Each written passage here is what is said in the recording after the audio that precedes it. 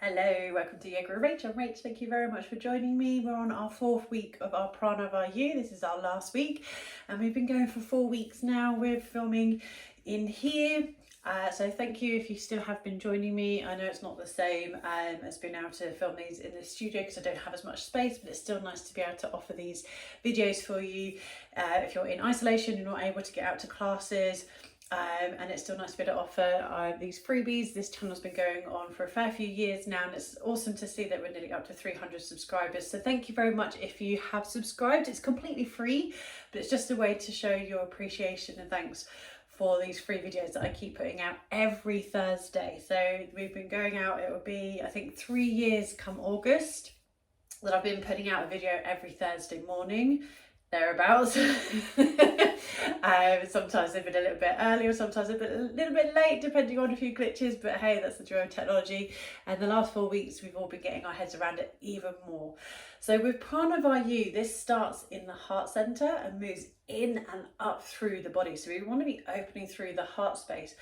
But because Prana Vayu is our inhalations, what we take in, it's that receiving, and it's being in that moment, being able to allow ourselves to receive, which can be really, really challenging. And we're going into a little bit of the opposite from that when we do go into our next practice. But if you think about it, we're in Aries season, though when this goes up, I'm filming this on the Sunday as the sun starts to shift, from Aries into Taurus.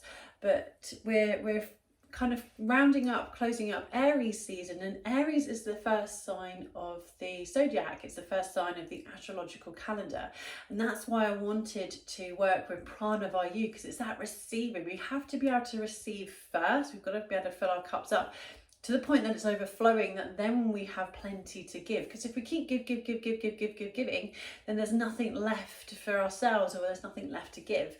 And that is one of the life lessons of Aries. It's the first sign. It's also the ruler of the first house when we come into astrology a bit more. And that's all to do with the ego. We need that ego there because it's who we are. Yes, there are shadow sides, as there are with everything, but it's remembering that we have to connect with ourselves and be truthful and honest with ourselves to then be able to honour that in others as well. So our Prana Vayu is that receiving in of that inhalation. We need to create space in the body for that as well. So we're going to go into a variation of our Revolved head to knee pose. So we're getting this stretch through the sideways. So we've done a little bit of this throughout the 4 weeks that we've been practicing this. So we want to make sure that you've got room to stretch the legs out away from you. We're going to keep one leg straight and one knee bent. So I'm going to keep the right leg straight because that's going to be easy for me at the moment, right, the way I'm facing the camera. So we can keep the right leg straight if you're following along with me. We're going to keep the foot flexed. By that I mean the toes are pointing up. So this keeps a nice active stretch in the calf muscle. So it's as though the foot is being stood on. If you think about how the toes point when you're standing on the foot, which is why we flex the foot rather than keeping the foot relaxed. Keep the heel on the mat rather than lifting the heel because we want to keep the knee relaxed. Left knee, we're going to bend, place the foot on the mat and drop the knee out to the side. Now this can be wherever you wish it to go with from here. So you can keep the left foot by the right ankle. You might slide it up the right shin, the knee, the thigh, have a wiggle around on the tailbone. Now what's really important, especially if you are working from home, if you're sitting a lot more, well, you're generally feeling a lot more tension around the hips, into the hip flexors, so the front of the thighs, hamstrings, the back of the thighs, the glutes, the lower back, then that's quite normal when we, one, do a lot of sitting, or if we're over walking, if we're really making the most of that daily exercise, these areas can feel quite tight. So it can be really, really nice. So I'm just going to grab a blanket. And I'm going to wiggle the camera around, so apologies. And it can be really nice, even if the knee, like mine, that's as far as it's going to go. My leg is completely on the floor. But if that feels quite tight, it's nice to place a prop underneath that knee. So, and especially if your knee is elevated here, use whatever you have at home. So as I'm using a blanket, you might be using a bolster, you might be using a couple of blocks or pillows or cushions.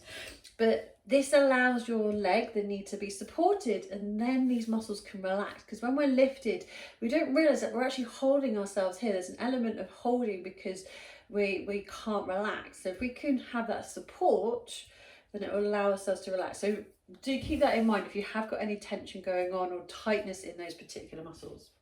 So from here, it looks as though we're setting up for head to knee pose, going into that forward fold over the leg, but we're going to go into a twist. So rather than facing the right leg, we're going to turn the chest and the belly to turn to face the left leg. So from here, this is going to then get the stretch through the left side waist. So we're going to let the right arm relax onto the right leg. Take your left hand and place it onto your left shoulder, and you can bend the elbow so it points out to the side. From there, sliding down your right leg, bringing that right hand towards your foot. You do not have to hold onto your foot, and point that left elbow up towards the ceiling. So you get this opening stretch through the left side waist, and that's what we're going for. We're not aiming to hold onto the foot. So you can stay here. You might reach that left arm up towards the ceiling, and you may feel that a little bit more. I know I do, around the top of the hip. Or from there, drawing your left arm towards your left ear. Let the left hand relax. So the hand's now hovering right above that right leg. Focusing on the breath. Really lovely, simple stretch through the side waist. So this is what we call revolved head to knee. Revolved, we've twisted out to the side. So we're really doing this. The reason I focus on this is because we're getting those obliques, but there are plenty of other muscles that are getting stretched here as well. So you might be feeling it elsewhere, especially if you're feeling any tension in the body. That's completely normal. Slowly coming back up. Lower the left hand down, stretching that right leg out, moving the prop out of the way. If you were using a prop, you might wiggle the legs. I'm going to turn around so I can still face the camera. So we're going to keep the left leg stretched out. Foot is flexed, the toes point up, heel is on the mat. Some of us can lift the heel if we're going into a little bit of hypermobility in that knee. Bend the right knee and drop it out to the side. Right foot can be with your left ankle, the shin, the knee or the thigh. Have a wiggle round on the tailbone. Use that prop if you need to. And then turning your chest and your belly so you're facing that right knee. From there, left arm onto your left leg, right hand onto the right shoulder, pointing the elbow out to the side, sliding all the way down towards that foot so you get that stretch through the side body, pointing the elbow up towards the ceiling or reaching the arm up. If that feels comfortable, to go a little bit more into that stretch, or arm up and over. So find the variation that feels right for you. There is no wrong or right, but whatever feels right here for you.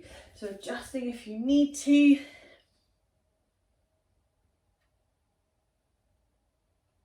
And maybe one side feels tighter than the other. So maybe it's more comfortable here or here. Know that this is your practice.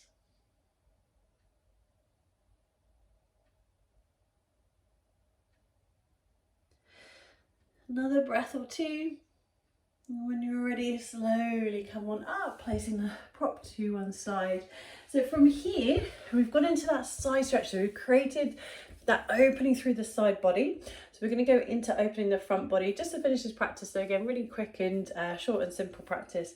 So come into what we call Sukhasana, or easy cross-legged pose. Do not worry if you're in this pose, it's not easy. It's just that comparison when we go into lotus, when we're pulling the leg up. So we're basically drawing one ankle heel in and then the other in front, so the legs one in front of the other. So I'm going to turn to the side so you can see it. So you want to make sure you've got room behind you, and we're going to take the hands behind us and interlace the fingers, roll the shoulders away from the ears, squeeze the shoulder blades together, pull the hands back and start to lift the chin, lift the chest. So you're opening through the heart center where that Prana Vayu starts, lifting the chin, so you're opening that channel for that Vayu pathway. Focusing on the breath. And whenever you're ready, tuck the chin into the chest. releasing the hands, changing the cross of the legs. And it can be very tempting to stay in the same place, but whichever leg is in front, that's the hip that's going to get more of a stretch. So we want to change the cross of the legs. And then same with the hands. So we tend to interlace the fingers and have one index finger on top. So see if you can do this in front of yourself first. So interlace the fingers and then see if you can uninterlace and place the other index finger on top. Whichever index finger is on top, that's the shoulder that's going to get the stretch. So we want to take the hands behind us. You might need to interlace, to uninterlace, to re-interlace the other way around. Roll the shoulders, squeeze the shoulder blades together, lift the chin if that's comfortable in the neck and the shoulders.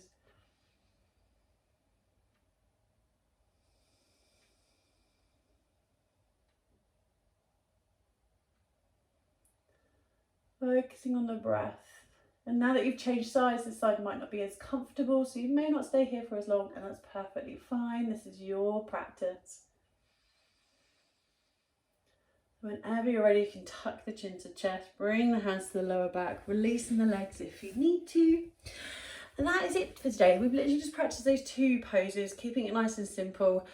It can feel sometimes hard to try and get a bit too much of a practice in sometimes at home, so 5, 10, 15-minute practices can be really nice. You can literally drip feed them in.